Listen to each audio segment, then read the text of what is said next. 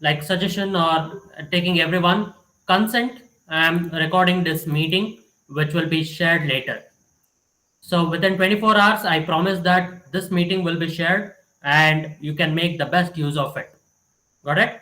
Now, in the classroom session, what we were discussing, which was entirely related to signals and systems, that is the properties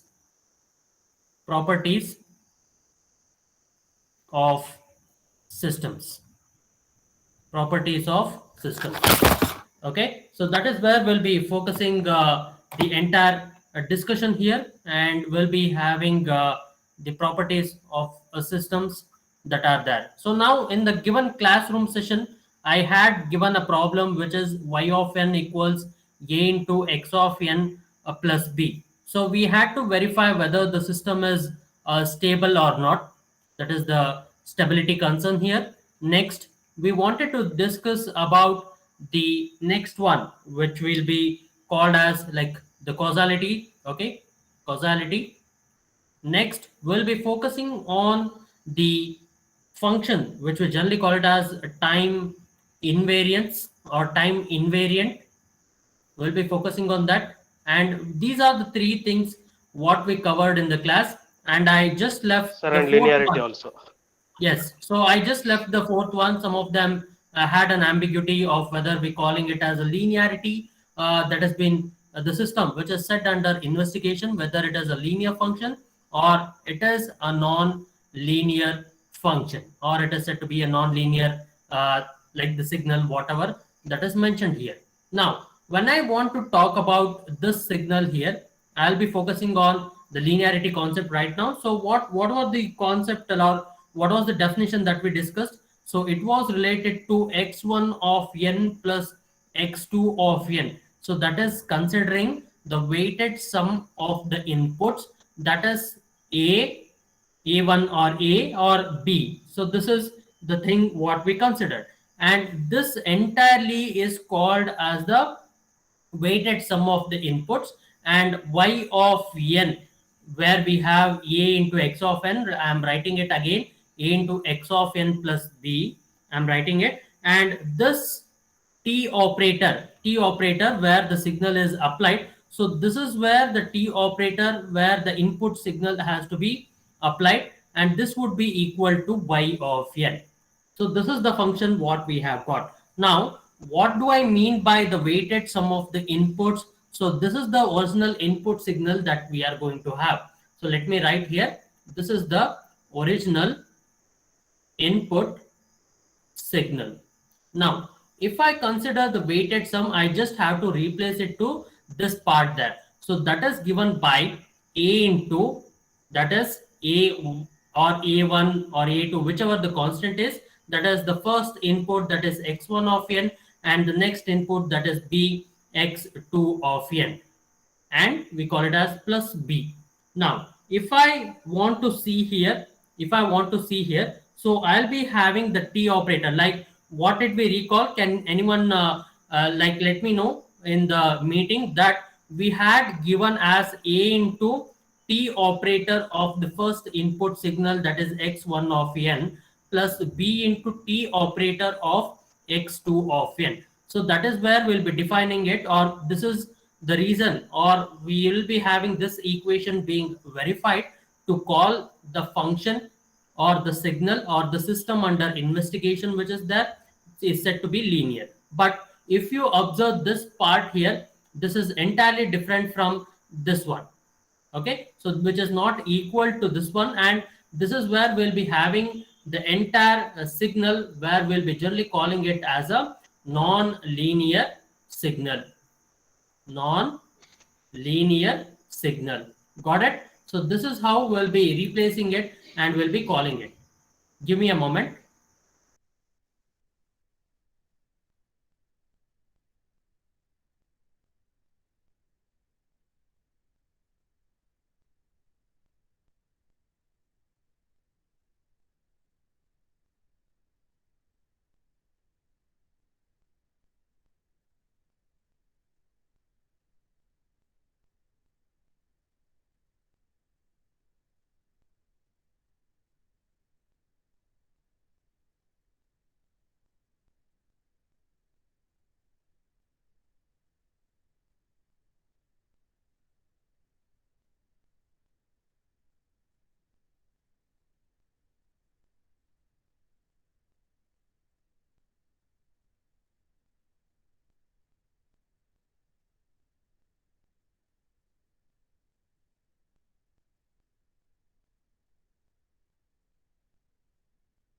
Okay, so sorry for the inconvenience caused.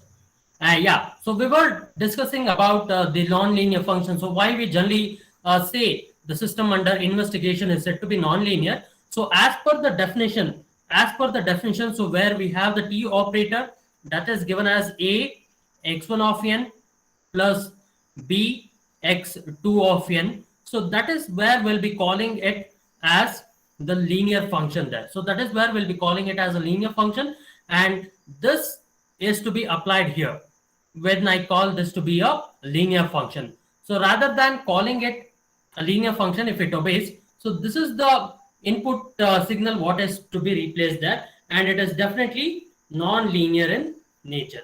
So that is the reason why we call the system which is said to be non-linear in nature. So it is stable in nature, it is causal system, it is time invariant, but it is not a linear system. So it is said to be a non-linear system there. Getting it right? Any doubts up to this point, anyone? Why did we call it as a non-linear system?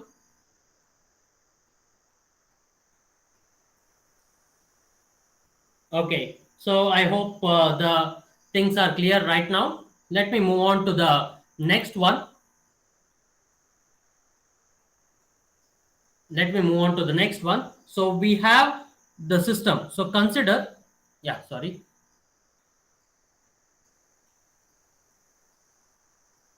Yeah, here. Yeah, consider the system, consider the system as shown below, as shown below, and determine and determine and determine the following properties.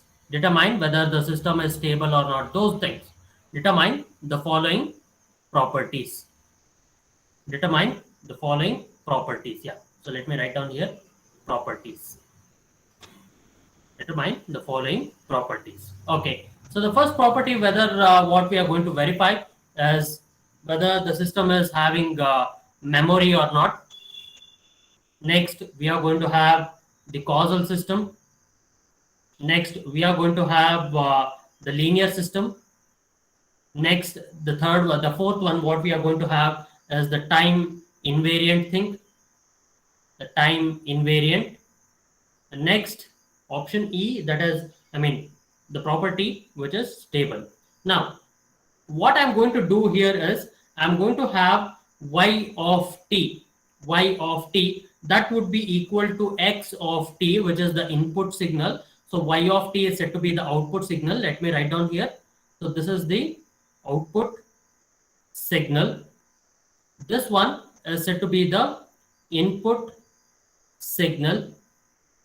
Input signal. Next, we are going to have the trigonometric function cos omega ct. So which is nothing but the crossover frequency that we have. A system is being modeled in such a way that we have y of t that would be equal to x of t and cos omega ct. So this is the system which is taken into consideration, and the operator is the t input operator that we are going to have t into t into x of t here. Getting it right? T into x of t. So that is where we'll be highlighting most of the things. I think the color will has changed. Sorry. Okay.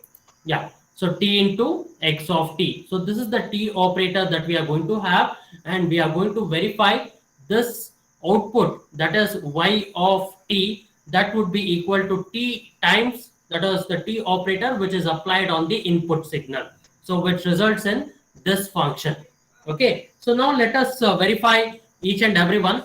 First one, which is said to be the memory. Okay. So let me write down here the first one, which is said to be memory. Okay, first one which is said to be memory. Now, once we have this memory thing here, so can anyone recall what is the memory thing? Whether it is having memory or not, this signal, that is y of t equals x of t times cos omega ct. Can anyone recall what we have it for memory? So it is not only dependent on the present value, it should depend on the previous value as well to call it as the memory. Now, looking at the signal here, looking at the signal, so we have input as x of t. Now, this signal, I can generally call it as a memoryless signal. Why?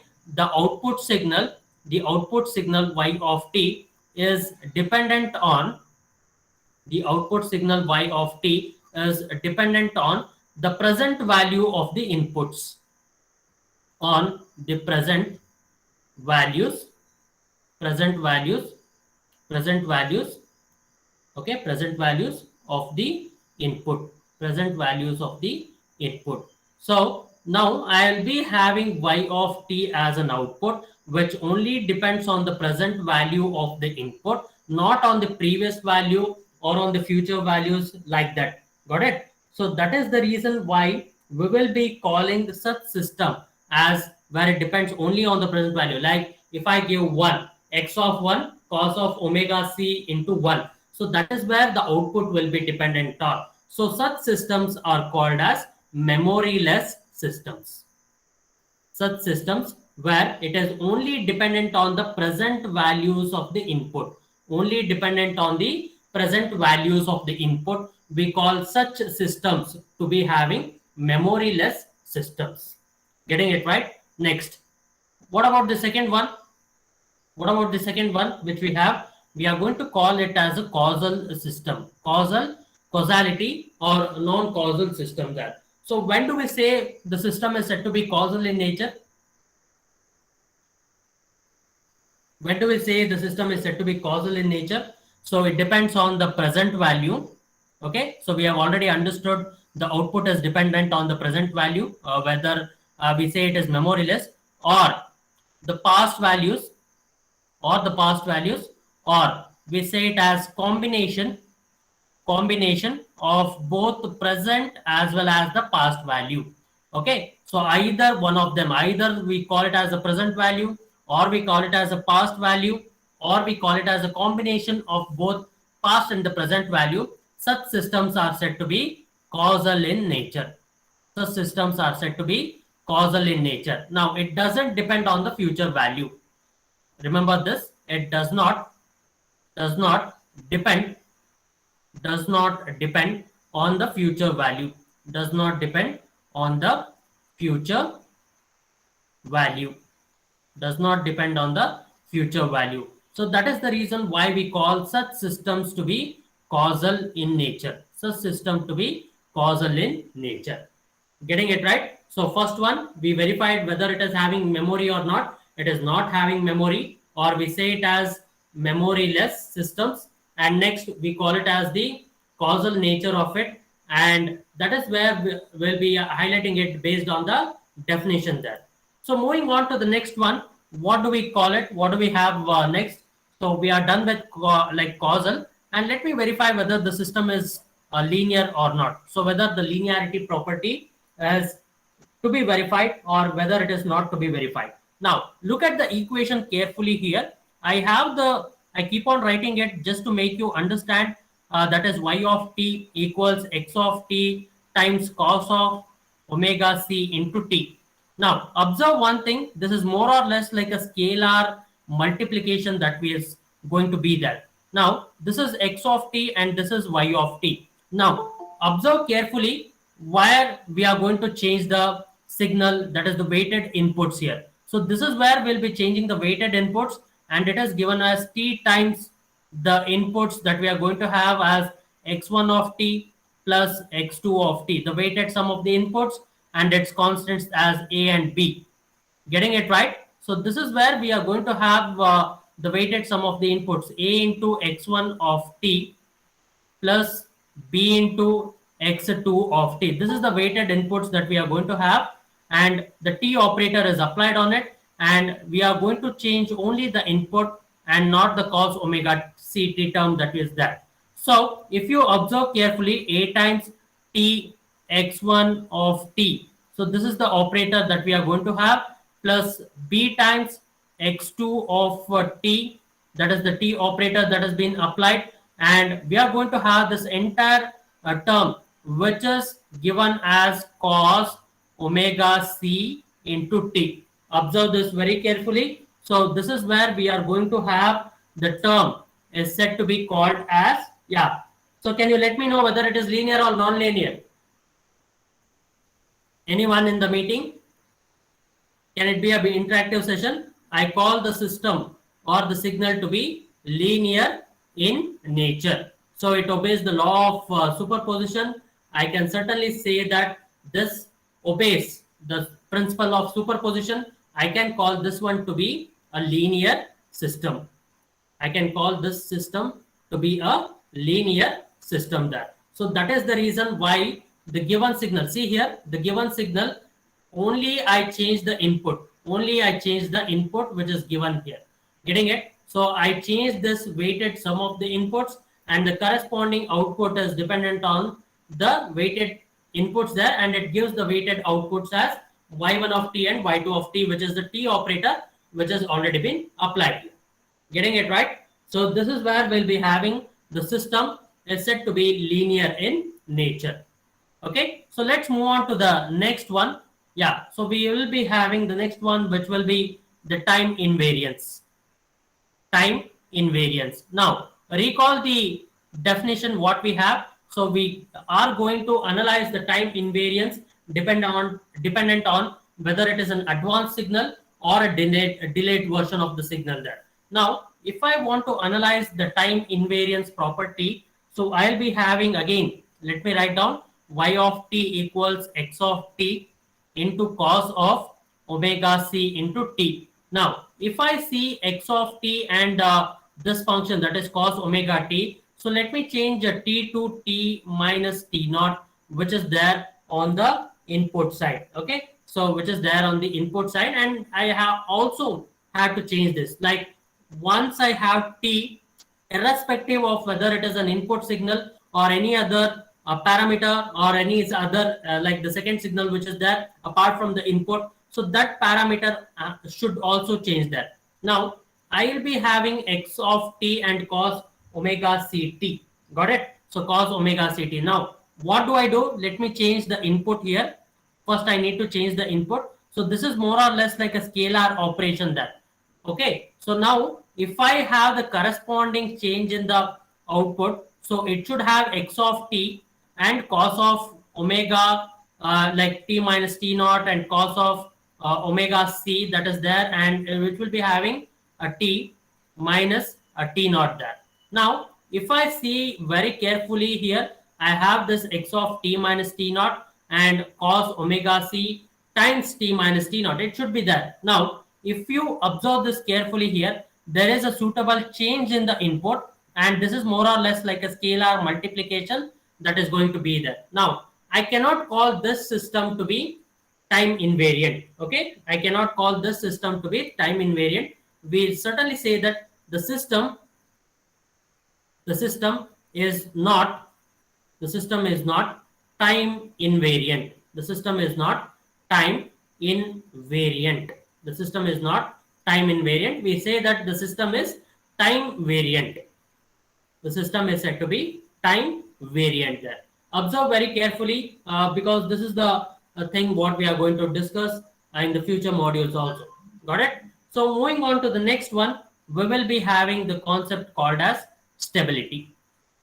We'll be having the concept which we generally call it as stability. Now, I can certainly say that this system is said to be stable in nature. Why? I'll be having the signal y of t equals x of t cos omega c into t.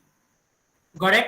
So let me understand what is the input signal that is there. Okay, so it is well within the limits. I can certainly say that the limits are less than infinity, and I have a magnitude which is less than the input signal or less than or equal to the input signal there. Got it? So once I have this input signal, I have this output signal y of t, which will be given as x of t times cos of omega c into t. I can take this under modulo. Okay, and I can certainly say that this is less than or equal to my.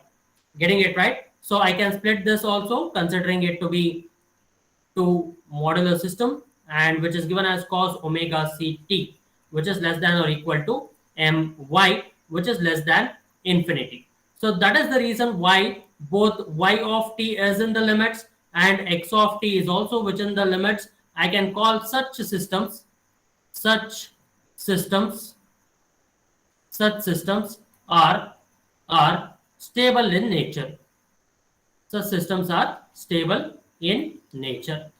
Such systems are stable in nature. So that is the reason why we'll be calling such systems which is said to be stable in nature. Okay, so this is where we'll be understanding certain concepts. We understood what is linearity. Linearity is verified, time invariance, and so on. Got it? So any doubts up to this point, anyone? Any doubts, you can let me know whether you have understood the concept here or not before we move on to the next one. Anyone in the meeting or anyone would like to know whether you have understood or whether you are having a bit of queries or whether you are not understood the things properly, I think I can help you out with this. Okay, anyone? Anyone in the meeting? Okay, I think let me proceed ahead. Okay, the next signal is, yeah, let me write down here. Show that the system described by, show that the system described, show that the system described by y of n equals t into x of n, that would be equal to g of n into x of n. So now I have this y of n that would be equal to t into x of n. G of n, you know that it's another signal which is a scalar multiplication times the input signal which is given as x of n. Now I have y of n that would be equal to t times, that is the t operator. I'll write it here. I call this as a operator there. Okay, so now I have this operator t operator which is mentioned, that is y of n, that would be equal to g of n times x of n. Getting it right? Now I want to verify whether the system is, first one, stability aspect, whether you call the system to be stable or not. Second one, we can call whether it is causal, C-A-U-S-A-L, causal, yeah, C-A-U-S-A-L. This is A here. C, linear. Next, D, we have time invariant. You have to verify whether it is time invariant or not. Next, we are going to have whether you're going to call it as a memory or not having any memory there. Okay, so let us understand each and every concept that we are going to discuss right now. So first, let us discuss the stability aspect. So whether we are going to call the system to be a stable or unstable or non-stable system there. Okay, so now let us verify the input signal, that is x of n. I certainly feel that it is less than the magnitude, which is mx, and less than infinity. So this is x of n, which is going to be there. Next, we are going to have the next one, which is y of n, which is less than my, which is there, and we are going to have y of n, which is less than infinity. Okay, so x of n and y of n. So both the things are there. We are going to call such systems, or the system is stable only when g of n is less than infinity. Why did I specify a g of n here? So g of n is another signal which is a scalar thing. So it should be less than infinity. Then only we can say that the system is said to be stable in nature. So it is a condition where g of n, whether it is less than infinity, only for such cases, we are going to call the system is said to be stable in nature. Otherwise, it is said to be an unstable. When g of n, when it is equal to infinity, certainly it is not possible. When we can theoretically write it right now, we are going to call it as a unstable system. We are going to call the system is said to be unstable system. So only in cases where we are going to have g of n less than infinity, we are going to call such systems to be stable in nature. So that is the reason why we are going to call such system to be stable in nature. Okay, so let's move on to the next one, which is the causal. Okay, so I'll leave it to you. I think I'll also help you out with this causality nature. Now let me rewrite it again. Now g of n into x of n. Now, causal nature. How will you define the causal nature of it? So, the input signal which is there, which is given as x of n, observe it very carefully. We are going to say it for x of n and the signal, which is the scalar multiplication. Now, if you observe it in terms of the input signal, that is x of n, which is that, which is having a t operator, and we are going to have a y of n, which is given as the t operator of x of n. So we are going to have a g of n times x of n. So that is where we are going to analyze this. Got it? So the above system here, the above system which has been mentioned, it only has dependent on the input at n is equal to n naught. So there is no time delay or time advanced signal which is there. So I'll be having y of n1 or n naught if I specify. So that will be dependent on g of n naught and x of n naught here.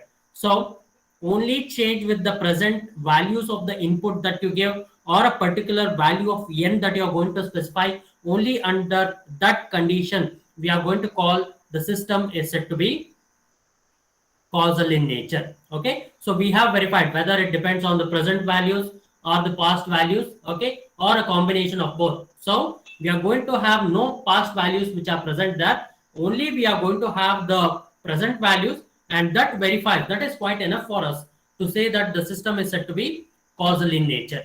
Okay, next, moving on to the next one, we are going to have the system which is said to be linear in nature. Okay, why? How do we verify? I said that looking at the question itself, I said that it is linear in nature. So how did we verify? Y of n, that would be equal to t of, okay, t operator which is there, that is t operator which I'm going to perform on the input signal, say x of n. So that would be equal to g of n times x of n. Now this is the input signal what I'm going to change here.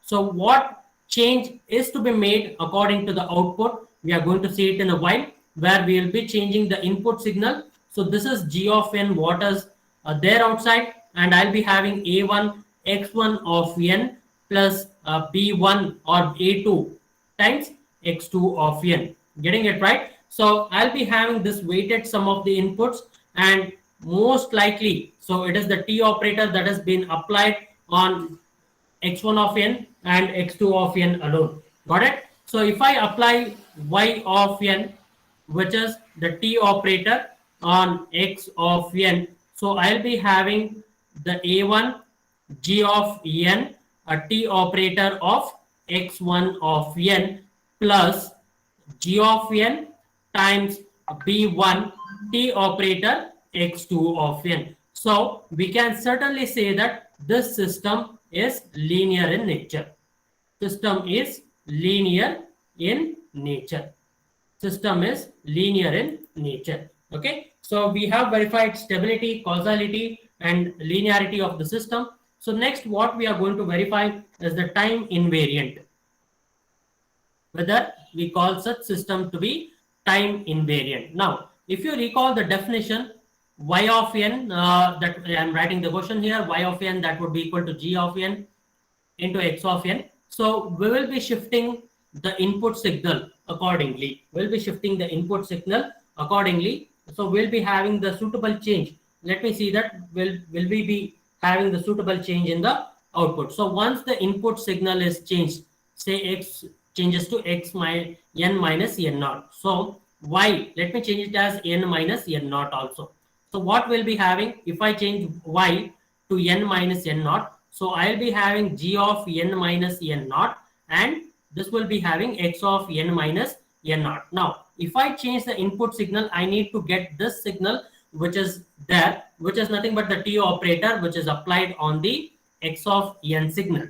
So let me see here. I have the scalar parameter. Now, this is more or less like a scalar multiplication that we are going to have. But any change which you do on the time parameter of x of n will not result in the change in g of n. So that is the reason why we are going to call this system to be time variance. Time variance, or it is not time invariant. So we call such system to not time invariant, not time invariant, not time invariant. Okay, so such systems we are going to call it as not time invariant system. Okay, so let me move on to the next one. Hope you have understood what time invariant is all about. So let me move on to the next one, which is the memory. Okay, so now will you call the system to be having a memory or memoryless? Will you call the system to be memory or memoryless? Yeah. Anyone?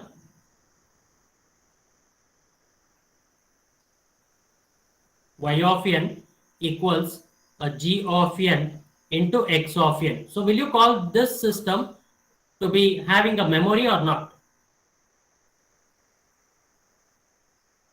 It is certainly memoryless. Why? Anyone? I said that it is memoryless. Why do we call such system to be having a memoryless thing? It is only dependent on the present set of values that you are going to give. So not on the previous values or on the future values. So that is the reason why only at that point we'll be having the memory. Okay, only at that time. So the output depends. The output depends only on the only on the only on the nth value, only on the nth value or n values that of the input x of n, of the input x of n, that is the system under consideration, system under system under consideration, system under consideration, and hence we call the system to be memoryless, and hence we call the system to be memoryless. Okay, so this is the thing what we had observed right now. Okay, so we will be having such systems where the output will be dependent only on the nth value of the system under consideration, and that is the reason why we are going to call such systems to be having memoryless. Okay, any doubts up to this point, anyone?